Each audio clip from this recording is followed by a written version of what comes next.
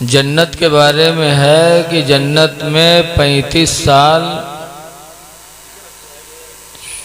के सब जवान रहेंगे। बेशक कोई न उसमें बुढ़वा बुढ़िया कोई नहीं रहेंगे। तो आज वो नक्शा हमने यहाँ रकेटी के मिलाद में देखा कि जत्ते बुढ़वा सब गायब। इसमें छोटे लौंडे और नौजवान बैठे हैं। एक दो बूढ़े दिखाई दे रहे हैं, बाकी सब नहीं आए। ऐ लोगों, दीनी महफिलों में आओ। दीनी महफिलों से आपको इल्म मिलता है। बेशक।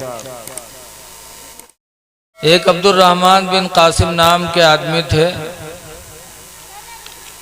उनको पता चला कि मदीने में हज़रत इमाम मालिक रज़ी अल्लाह ताला अन्हु इल्म हदीस पढ़ाते हैं। ए लड़के, ए लड़का, दांत बंद कर।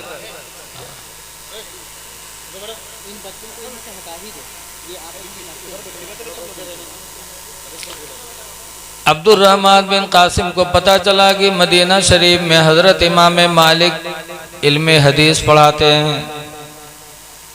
तो अब्दुल रहमान बिन कासिम ने अपनी बीवी से कहा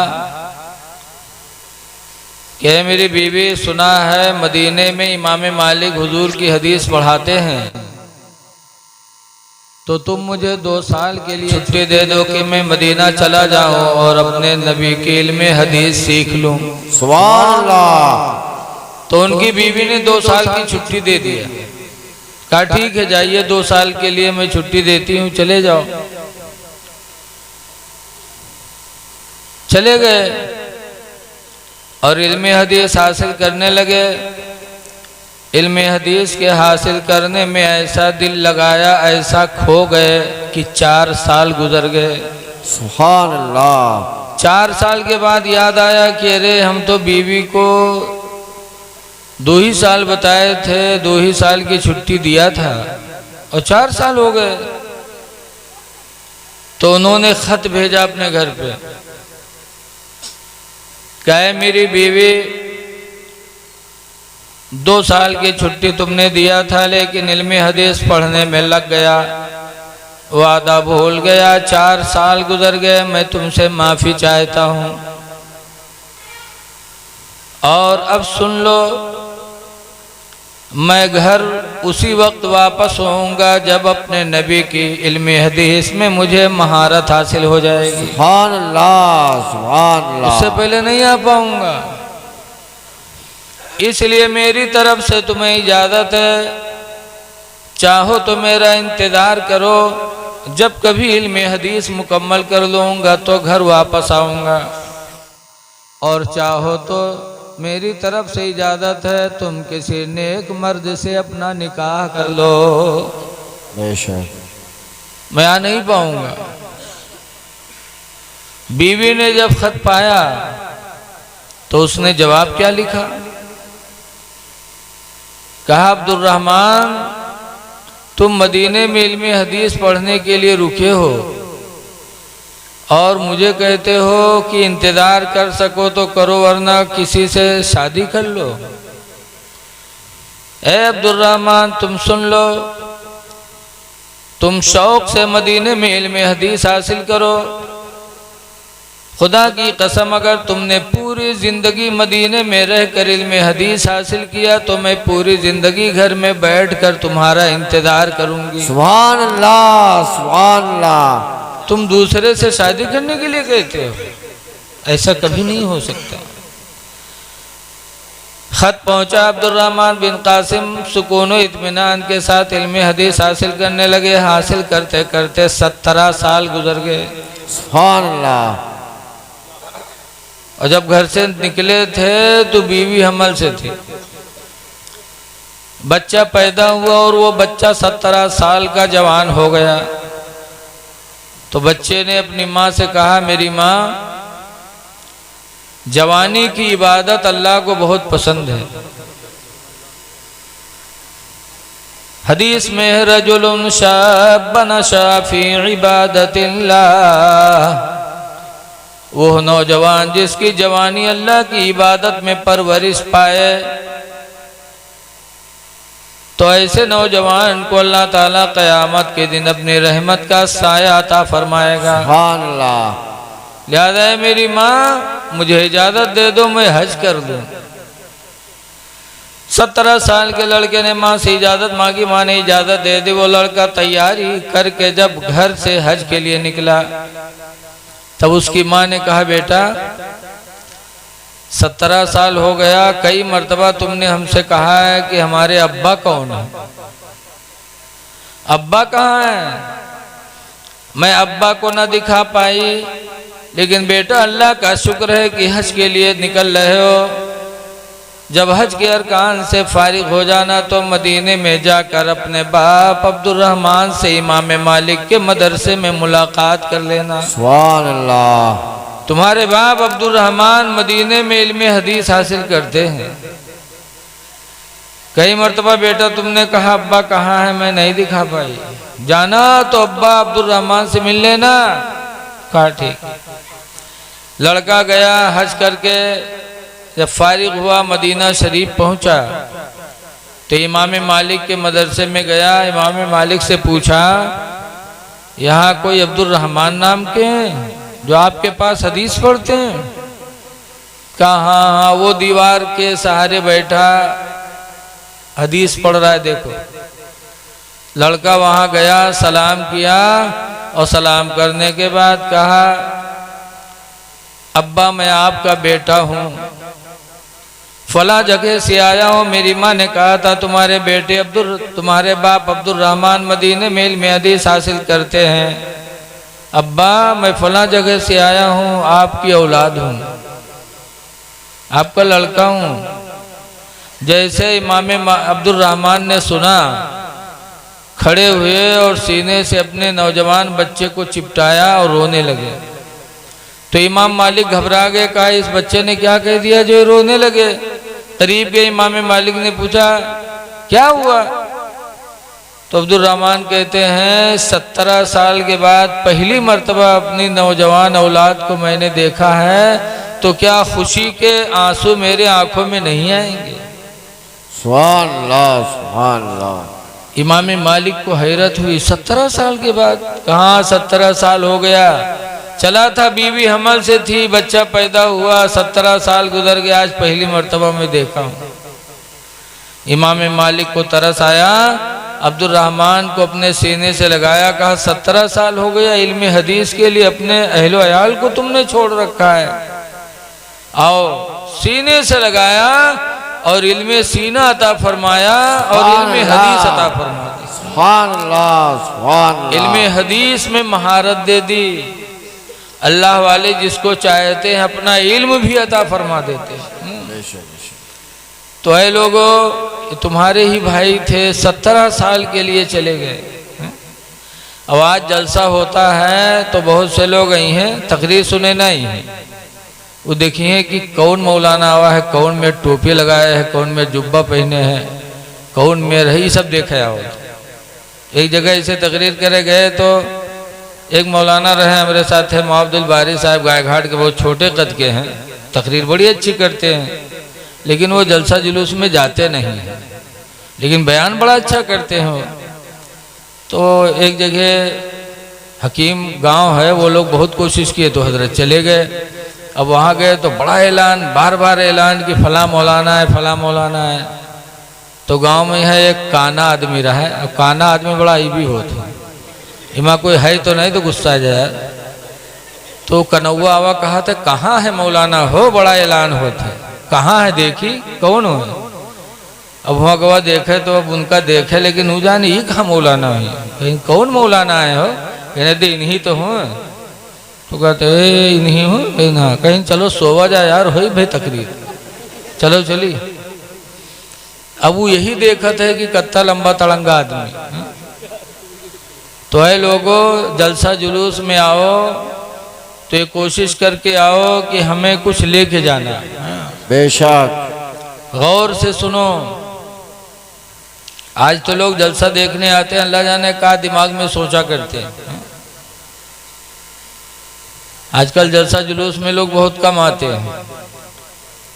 एक मिलाद में एक मौलाना साहब ने देखा तादाद बहुत कम, तो बहुत अफसोस किया उन्होंने एक शेर पढ़ा, आह इस्लाम तेरे चाहने वाले न रहे, और जिनका तू चांद था अफसोस वो हाले न रहे।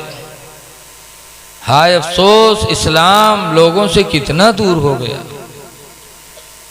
जब मौलाना कहें हाय अफसोस इस्लाम लोगों से कितना दूर हो गया, तो इस्लाम नाम के एक आदमी दूर बैठ रहा है, तो कहीं सरे का मौलाना हमका पहचाना था का हो, वह वहाँ से उठा हुआ के बीच में बैठ गया। अब मौलाना थोड़ी देर तकरीर करते रहे, फिर उन्होंने अफसोस का इजहार किया, हाय अफसोस इस्लाम लोगों से कितना दूर हो गया। तो फिर उठा वहाँ से आके बैठ गया। अब मौलाना का पता है काहे उठत बैठा थे। थोड़ी देर मौलाना फिर अपना बोलते रहे, फिर कहते हाय अफसोस इस्लामी माशरा देख रहे थे कि नमाजों से दूर, रोज़ा से दूर, महफिलों से दूर। तो फिर उन्होंने अफसोस किया, हाय अफसोस इस्लाम लोगों से कितना दूर हो गया। बहु खड़ा होएगा कहीं इसका मौलाना तुम्हारे खोपड़ी में बैठ जाइए। अब पीछे बैठे रहा तो बीच से आ गया ना, भूँ कहा तो कत्ता दूर होएगा। अब मौलाना बेचारे चौंके कहीं नहीं कौन मुसीबत आएगी। तो लोग जलसा जुलूस में आते भी हैं तो अल्लाह जाने उनके खोपड़ी कहाँ रहा है। गौर से सुनो, कुरान करीम की आयत अल्लाह ताला फरमाता है, या अय्युहल्लज़ीना आमनू, ऐ ईमान वालो, ला यस्खर कौमुम मिन कौम, कोई कौम किसी कौम का मजाक न उड़ाए। बेशक। कोई बिरादरी किसी बिरादरी को गिरी निगाह से न देखे। आज तो बिरादरी के ऊपर फख्र हो रहा है कि हम फला बिरादरी के हैं, हम फला बिरादरी के हैं। कुरान का अंदाज़े बयान देखो, कहता है ईमान वालो, ला यस्खर कौमुम मिन कौम, कोई बिरादरी किसी बिरादरी को गिरी निगाह से न देखे। असा अन यकूनू खैरम मिनहुम, हो सकता है वही बिरादरी उससे बेहतर हो जिसको वो गिरी निगाह से देख रहा है। बेशक। हो सकता है वही बेहतर हो। वला निसाउम मिन निसा, और कोई औरत किसी औरत को गिरी निगाह से न देखे। जैसे बहुत सी औरतें अगर कपड़ा बढ़िया पाएगी चमचमा हुआ तो दूसरे के यहाँ गिरी निगाह से देखा था। सोने का जेवर पा गए तो गरीब औरतों को गिरी निगाह से देखती हैं। कुरान कहता है वाला निसाउम मिन निसा, कोई औरत किसी औरत को गिरी निगाह से न देखे। असा यकुन्ना खैरम मिनहुन्ना, हो सकता है वही औरत उससे बेहतर हो जिस औरत को वो गिरी निगाह से देख रही है। क्या इस्लाम का अंदाज है कि कोई किसी को गिरी निगाह से न देखे। बिरादरी पे फख्र न करो। हदीस पाक का जुमला हज़रत अबू हुरैरा रावी फरमाते हैं, हुज़ूर ने इरशाद फरमाया, मम बत्ता बिही अमलुहु, जिसको जिसके अमल ने नीचे गिरा दिया, चोरी किया, ज़िना किया, शराब पिया, इन बुरे कामों को करके कौम में बदनाम हो गया। हुजूर फरमाते मम बत्ता बिही अमलुहु, जिसको जिसके अमल ने पीछे कर दिया, लम यसरा नसबुहु, तो सरकार फरमाते हैं उसका नसब उसको ऊपर नहीं बढ़ा पाएगा। बेशक बेशक। उसका खानदान उसको नहीं बढ़ा पाएगा कि फला खानदान के ये हैं। जब लटा काम करोगे तो कौम में लटे माने जाओगे।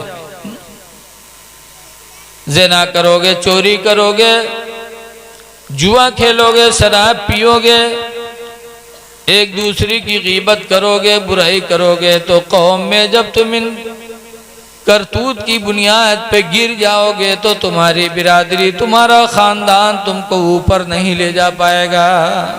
बेशक।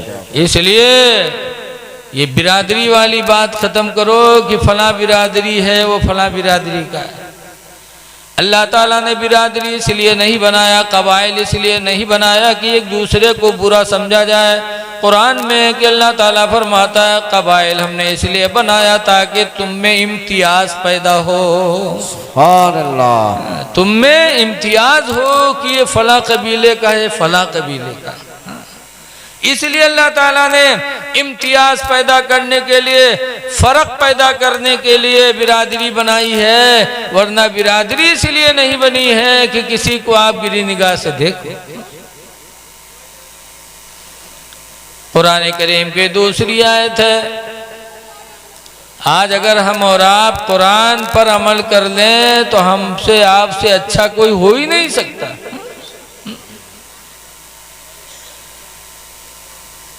कुरान के खिलाफ कोई कुछ कहता है तो हमको गुस्सा आता है, आना चाहिए, लेकिन कम से कम कुरान पे हम अमल तो करें। कुरान हकीम में दूसरी जगह अल्लाह फरमाता है इन्ना करमकुम इंदल्लाहि अतकाकुम, बेशक अल्लाह के नज़दीक तुम में वही अच्छा है जो तुम में सबसे ज्यादा परहेजगार हो। सुभान अल्लाह, जो परहेजगार हो, कुरान कहता वही तुम में सबसे अफजल है। तो परहेजगार बनो मेरे दीनी भाइयों। अब परहेजगारी में क्या है? तो परहेजगारी में सबसे नंबर 1 पर हमारा आपका ईमान मुकम्मल होना चाहिए। बेशक बेशक। ईमान के बगैर कोई तकवा खुदा को कबूल नहीं है, कोई नेकी कबूल नहीं है। इसलिए हमारा आपका ईमान मुकम्मल होना चाहिए। और ईमान किसे कहते हैं? सबसे ज्यादा आदमी अपने नबी से मोहब्बत करे, इसी का नाम ईमान है। सबसे ज्यादा नबी से मोहब्बत करे। सहाबे किराम को सबसे ज्यादा मोहब्बत अगर है तो सहाबा को नबी से है। इसीलिए हजरत अब्दुल्ला बिन उमर के पैर में तकलीफ हो गई, पैर सूज गए, तो कहा कि अब्दुल्ला तुम्हारे पैरों में तकलीफ है,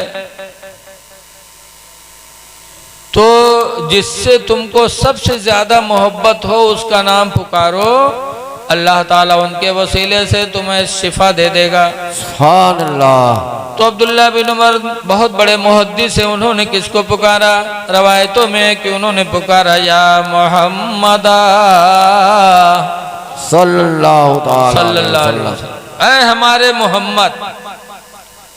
सबसे ज्यादा मोहब्बत जिसको उसको पुकारो। तो हजरत अब्दुल्ला बिन उमर ने नबी को पुकारा। पता चला कि सहाबे किराम माँ बाप से ज्यादा, औलाद से ज्यादा, रिश्तेदार से ज्यादा, सबसे ज्यादा मोहब्बत अपने नबी से करते थे। बेशक।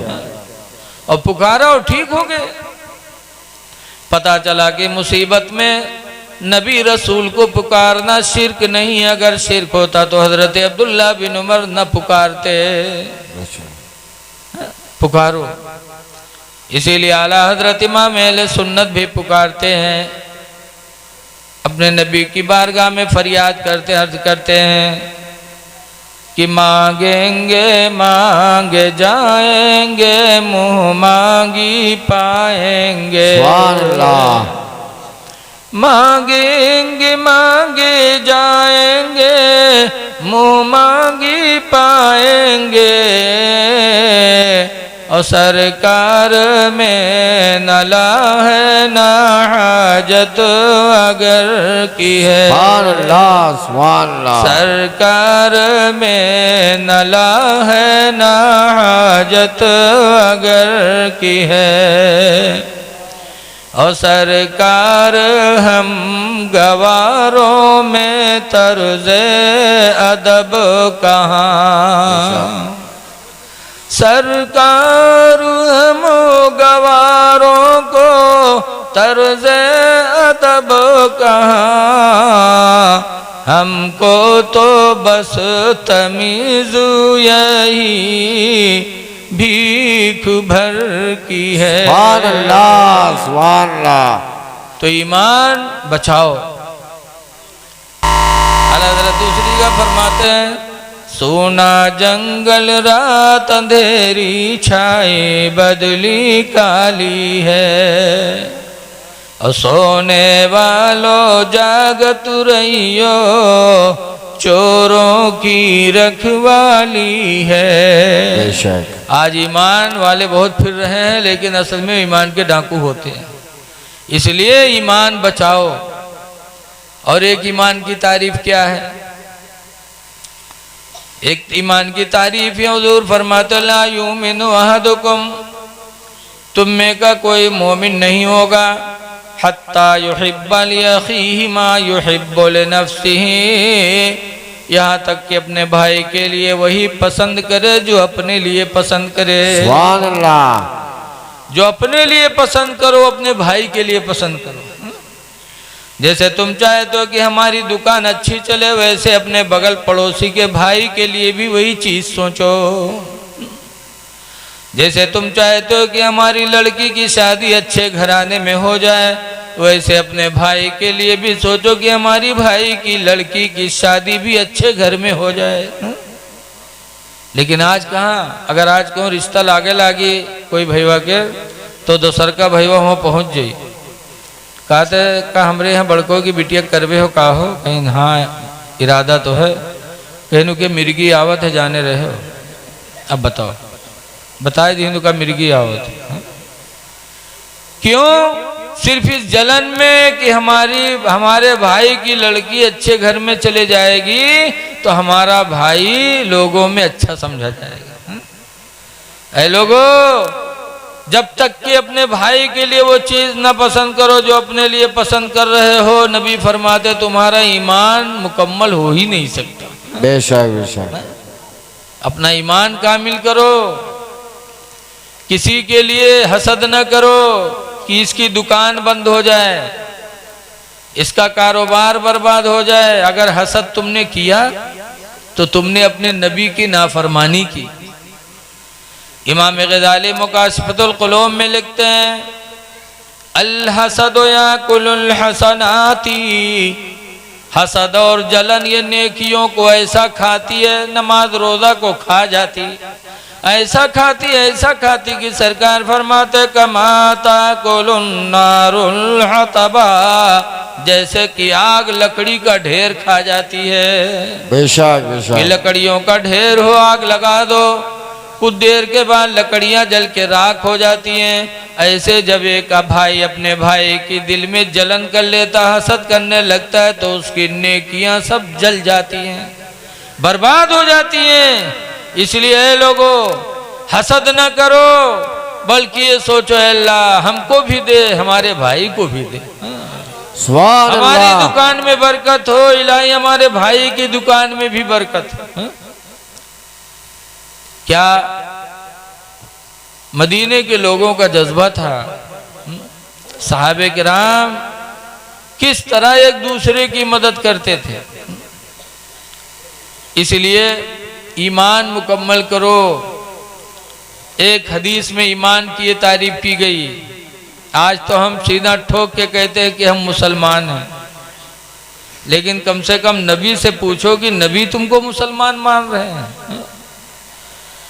हुजूर फरमाते अल मुस्लिमो मन सलिमल मुस्लिमून मिन लिसानिही व यदिही, कि मुसलमान तो वो है जो अपनी जबान और अपने हाथ से दूसरों को महफूज रखे। सुभान अल्लाह। न बेशक। अपने हाथ से किसी को तकलीफ दे, न अपनी जबान से किसी को तकलीफ दे। सरकार फरमाते हैं मुसलमान तो वो है।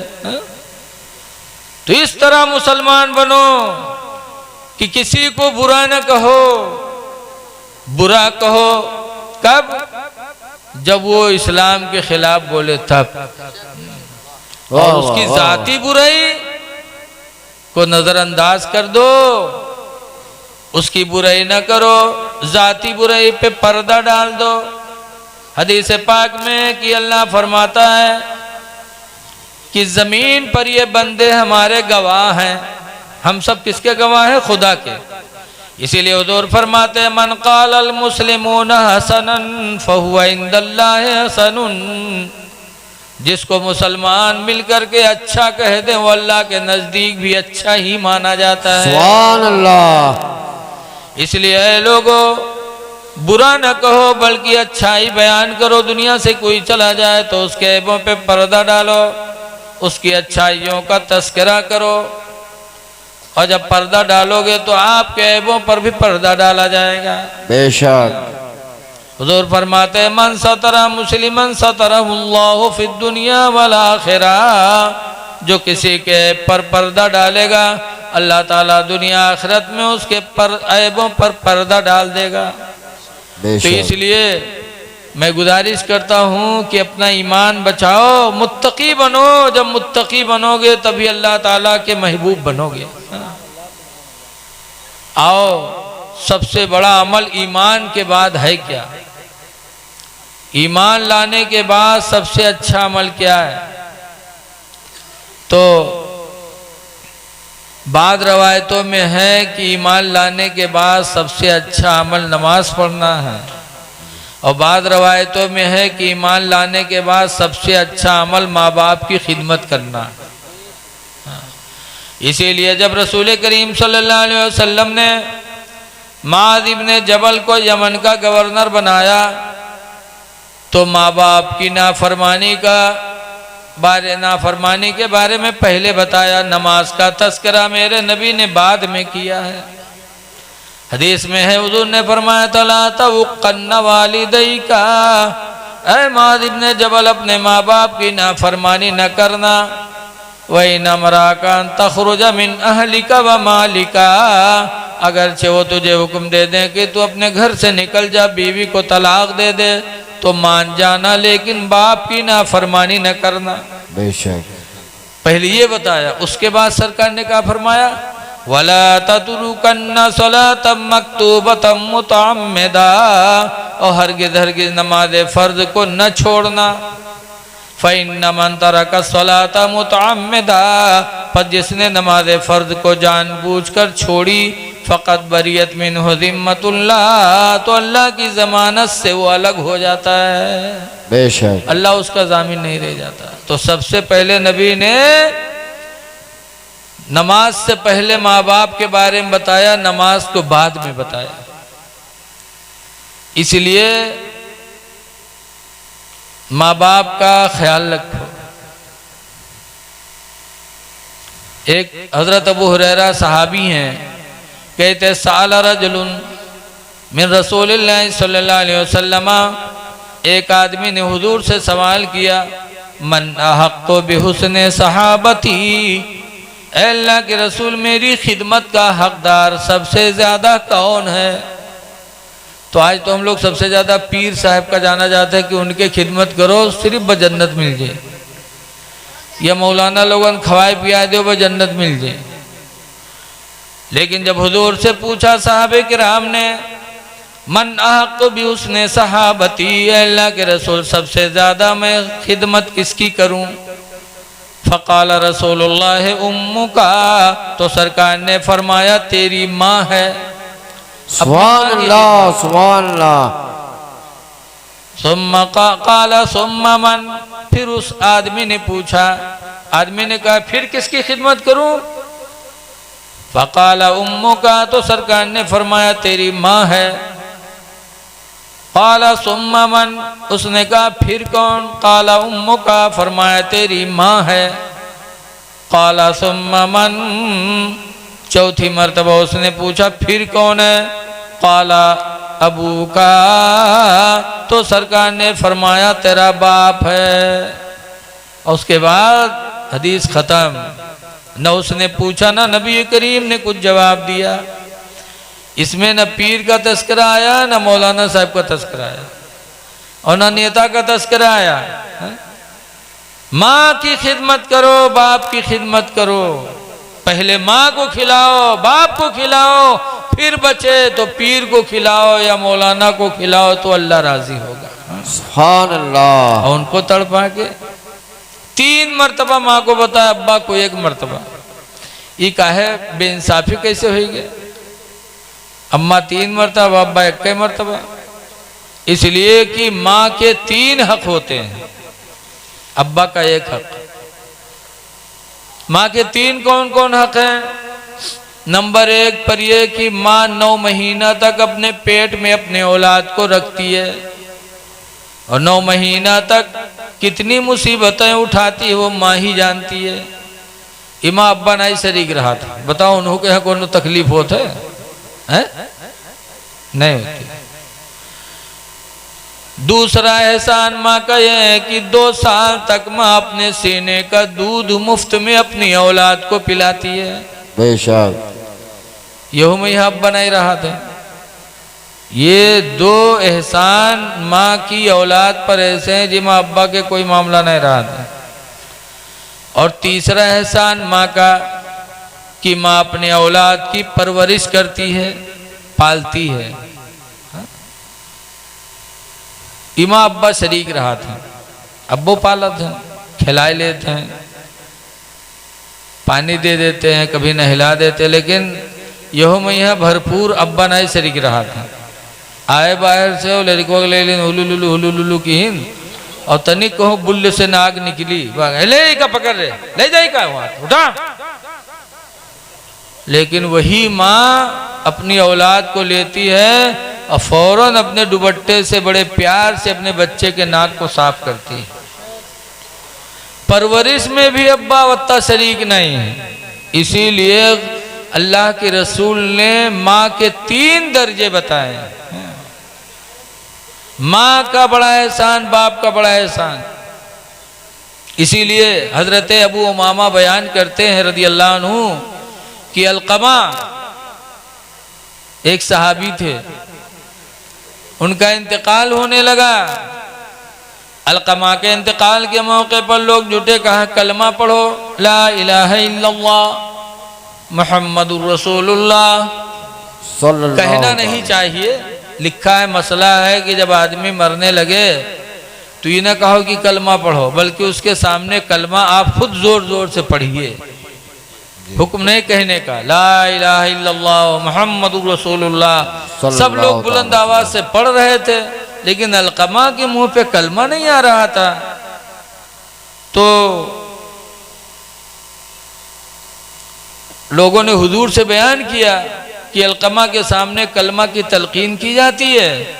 हदीस शरीफ में भी है, लक़िनु मौताकुम बिला इलाहा इल्लल्लाह, अपने मुर्दे को ला इलाहा इल्लल्लाह सिखाया करो। जब मरने का वक्त आया तो सिखाओ कलमा। लेकिन वहाँ बैठा थे रो, वहाँ कलमा कहाँ सिखाओ थे, रोवत हैं, बैठ के रोई हैं, लागत है इनके रोए लौटिए। आला हजरत इमाम अहले सुन्नत फरमाते हैं, आँखें रो रो के सुजाने वाले, सुभान अल्लाह। आँखें रो रो के सुजाने वाले,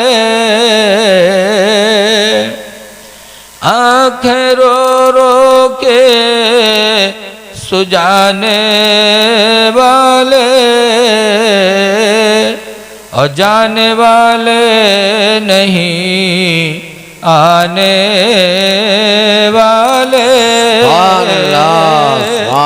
और जाने वाले नहीं आने वाले। तो रो नहीं बैठ के, बल्कि नबी फरमाते लक़िनु मौताकुम बिला इलाहा इल्लल्लाह, अपने मुर्दों को ला इलाहा इल्लल्लाह सिखाओ। तो सहाबा बैठे पड़े थे, ला इलाहा इल्लल्लाह। अब अलकमा के मुंह पे कलमा नहीं आ रहा था, तो लोगों ने हुजूर से बताया कि अलकमा को कलमा सिखाया जा रहा है, कलमा ज़बान पे नहीं आ रहा है। तो हुजूर अलकमा की माँ के पास गए, कहा क्या अलकमा की कोई गलती है कि तुम नाराज हो? कहा अल्लाह के रसूल, अलकमा की बीवी हमको तकलीफ देती है, और ये अपनी बीवी को कुछ कहता नहीं है, मुझे इससे सख्त तकलीफ है। हुजूर ने फरमाया माफ कर दो, तुम्हारे बेटे की जबान पे कलमा नहीं आ रहा है। कहा ना ना ये न कहिए, मैं माफ नहीं करूंगी उसको, उसकी बीवी ने बहुत तकलीफ दी है मुझे, मेरी औलाद होके मेरी तरफ उसने कोई तवज्जो नहीं किया, बीवी ही की बात मानता रहा, मेरी बातों को टालता रहा, मैं माफ नहीं करूंगी। तो हुजूर सल्लल्लाहु अलैहि वसल्लम ने हजरत बिलाल से कहा, बिलाल लकड़ी लेके आओ, लकड़ियां जमा करो, आग लगाओ, उसके बाद फिर अलकमा को उस पर रख दो, जला दो। जब लकड़ियां जमा की गईं और आग जलाने का वक्त आया, कहा आग जलाओ, अलकमा को रख दो, जला दो इसको। तब वो माँ दौड़ी, कहा अल्लाह के रसूल हमारे बच्चे को आप आग में जलाएंगे। कहा तुम माफ नहीं कर रही हो, तो जब दुनिया की आग में जलना तुम्हें गवारा नहीं है तो ये अलकमा माफ नहीं करोगे, जहन्नम में जलेगा तो तुमको गवारा होगा, ये जहन्नम में जलेगा अगर तुम माफ नहीं करोगे। वो तो हमेशा की आग है, ये चंद मिनट की आग है। जब चंद मिनट के लिए तुम अपनी औलाद का आग में जलना गवारा नहीं कर सकती तो माफ कर दो, वरना तुम्हारी औलाद हमेशा हमें जहन्नम में जलेगी। अलकमा की माँ को तरस आया, कहने लगा अल्लाह के रसूल अगर ऐसी बात है तो मैं अपने बेटे अलकमा को दिल से माफ करती हूँ। सुभान अल्लाह। और नारे तकबीर, नारे रिसालत, जश्न गौसुल वरा, मुफ्ती रफीक आलम साहब किबला, नारे तकबीर, नारे रिसालत। सुभान अल्लाह, सुभान अल्लाह। अलकमा की माँ ने माफ किया, उधर माँ ने कहा मैंने अपने बेटे अलकमा की गलती को माफ किया, उधर अलकमा के मुंह पे कलमा जारी हो गया, ला इलाहा इल्लल्लाह मुहम्मदुर रसूलुल्लाह सल्लल्लाहु अलैहि वसल्लम। ऐ लोगों, इसीलिए बताया गया कि माँ के दर्जे बहुत बुलंद।